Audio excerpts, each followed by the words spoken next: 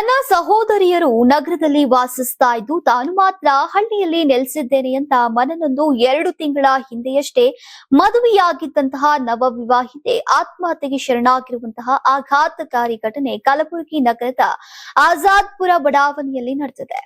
ಅನಸೂಯ ಮೃತ ಯುವತಿಯಾಗಿದ್ದು ಮನೆಯಲ್ಲಿಯೇ ನೇಣು ಬಿಗಿದು ಪ್ರಾಣ ಕಳೆದುಕೊಂಡಿದ್ದಾಳೆ. ಮನೆ ಮಗಳ ಹುಚ್ಚು ನಿರ್ಧಾರಕ್ಕೆ ಕುಟುಂಬಸ್ಥರು ದಿಗ್ಭ್ರಾಂತರಾಗಿದ್ದಾರೆ.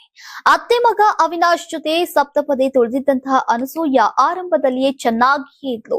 ಈಕೆಯ 3 ಸಹೋದರಿಯರಿಗೂ ಕೂಡ ವಿವಾಹವಾಗಿದ್ದು ಅವರೆಲ್ಲರೂ ಸಿಟಿಯಲ್ಲಿ ನೆಲೆಸಿದ್ರು.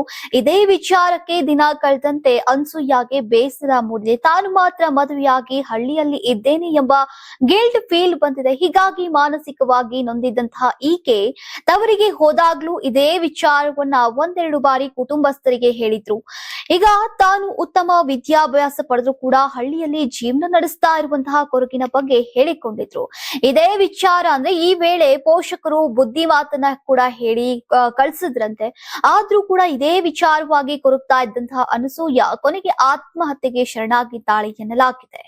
ಇನ್ನು ಮದುವೆಗೂ ಮುನ್ನ ಅನಸೂಯ ಕೂಡ ಬೆಂಗಳೂರಿನಲ್ಲಿ 1 ವರ್ಷ ಕೆಲಸವನ್ನ ಮಾಡಿದ್ಲು. ಹೀಗಾಗಿ ಆಕೆಗೆ ಹಳ್ಳಿ ಜೀವನ ಅಂದ್ರೆ ಅಷ್ಟಾಗಿ ಆಗಿ ಬರ್ತಾ ಇರ್ಲಿಲ್ಲ. ಮದುವೆ ಬಳಿಕ ಸಿಡಿ ವ್ಯಾಮೋಹ ಈಕೆಯನ್ನ ವಿಪರೀತವಾಗಿ ಕಾಡತೊಡಗಿದೆ.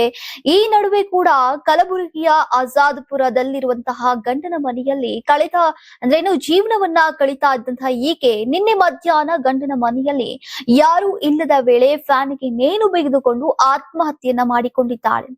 ಈ ಬಗ್ಗೆ ವಿಶ್ವವಿದ್ಯಾಲಯ ಪೊಲೀಸ್ ಠಾಣೆಯಲ್ಲಿ ಪ್ರಕರಣ ದಾಖಲಾಗಿದ್ದು ಈಗ ತನಿಖೆ ನಡೀತಾ ಇದೆ. ನೀವು ಸಣ್ಣ ಆಗ್ಬೇಕಲ್ವಾ? ಅದು ಒಂದು ಉತ್ತಮ ಆಹಾರದಿಂದ ಸಣ್ಣ ಆಗ್ಬೇಕಲ್ವಾ? ಪ್ರತಿದಿನ ನಮ್ಮ ಜೀನಿ ಸ್ಲಿಮ್ ನ ಯೂಸ್ ಮಾಡಿ ಯಾವುದೇ ಸೈಡ್ ಎಫೆಕ್ಟ್ ಇಲ್ದಂಗೆ ನೀವು ಸಣ್ಣ ಆಗ್ತೀರಾ.